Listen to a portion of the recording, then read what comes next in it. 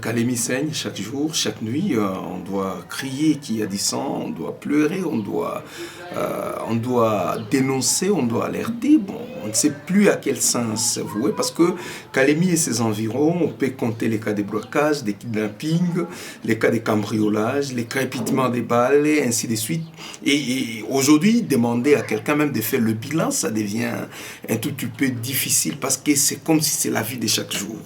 Et en dehors de cela, ce qui accentue un peu la situation sécuritaire, c'est les cas aussi élevés, les taux élevés des cas d'injustice populaire. Cette manière de faire pour la population démontre en suffisance que la population en a marre, la population est vraiment insatisfaite de ce que la sécurité est dans la ville et elle décide de se rendre justice en brûlant vif ou en tuant les présumés voleurs. Une pratique qui ne correspond pas aux lois de notre pays.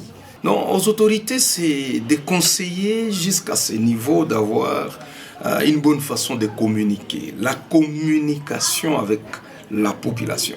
On peut attraper quelqu'un présumé voleur, mais on n'en a pas de preuves. Et il sera relâché par la justice, c'est tout à fait normal. Mais la communication, lorsqu'on attrape, on présente devant la population, voilà, nous avons attrapé, tout le monde s'est dit, voilà. Mais lorsqu'on relâche, par manque de preuves, par manque de moyens suffisants pour l'accuser, on ne revient pas dire à la population, voilà, que c'est lui qu'on avait, et c'était ça. C'est pourquoi nous, en tant que défenseurs des droits de l'homme, nous avons toujours demandé que la présentation de voleurs soit faite après le jugement. Pas avant même la procédure. Après le jugement, cela sera très juste. Mais avant, ça dénote le populisme, bien sûr, ça dénote l'information de donner la calmie à la population, qu'on est en train de travailler. Mais le meilleur, c'est de présenter réellement les gens qui sont pris avec preuve.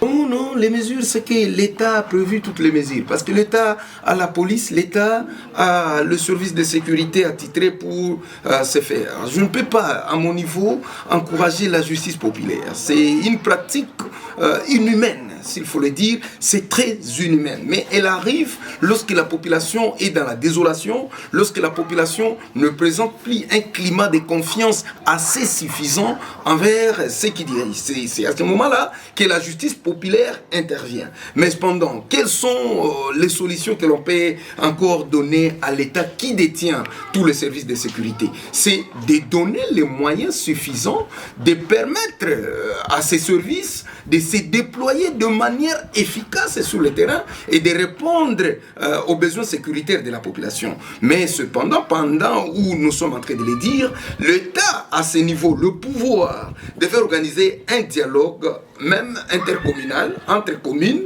et pouvoirs, même entre quartiers, pour recueillir les différentes réclamations et revendications de la population, ce qui ferait que à leur tour, qu'ils puissent voir ce qu'ils doivent faire. Vous avez vu à l'époque du gouverneur Zoé, bon, je peux le dire, un bon modèle. Il y avait de l'insécurité au début, à son entrée du mandat. Nous avons organisé même la plus grande marche de colère qui puisse exister à Kalemi, a été connue à l'époque du gouverneur Zoé. Et cela avait éveillé aussi sa conscience, sa façon de faire. Et nous avons connu une période où on avait des patrouilles de jour et des patrouilles de nuit. Les militaires devaient faire le patrouille et les policiers pendant la journée et pendant la nuit. On voyait le véhicule qui transportait de la nourriture pour suivre les militaires là où ils étaient sur le point chaud. Les éléments de sécurité, les policiers, les militaires, on les ramenait à manger là où ils étaient. Et pendant la nuit, on pouvait dormir dans la quiétude et tout ça parce que on avait senti quand même qu'il y avait cet engagement à la fois des acteurs politiques qui dirigent et aussi des services de sécurité. Ça, si on peut revenir à cette méthode, ça peut aider la province, ça peut aider la ville de Kalemi. Oui, nous sommes dans une zone qui vient d'accueillir beaucoup de déplacés internes venant des zones de guerre, notamment Uvira et partout là, avec les phénomènes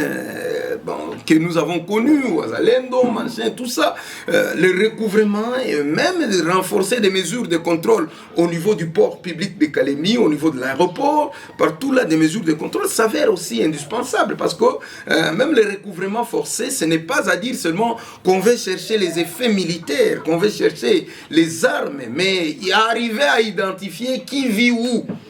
Et qui fait quoi? C'est là aussi, c'est quelque chose de bien. Parce qu'on peut avoir des gens qu'on ne connaît pas dans les avenirs et tout ça. Mais à cela aussi, nous avons ajouté, parce que nous-mêmes, nous avons commencé une sensibilisation dans les différentes avenirs, demandant à la population de dénoncer. Là où ils trouvent des personnes non connues, non identifiées dans le milieu, nouvelles dans le milieu, de les dénoncer, de les présenter. Il y a un cas sur l'avenue Mapendo, un jeune qui venait de s'installer sur l'avenue, mais il a été pris en train de voler, casser les portes des gens sur la même avenue où il n'avait pas encore fait 2, 3, 4 jours. Et à ce niveau-là, les jeunes l'ont amené jusqu'à la police. Je vous dis, en ce moment, il est à la police.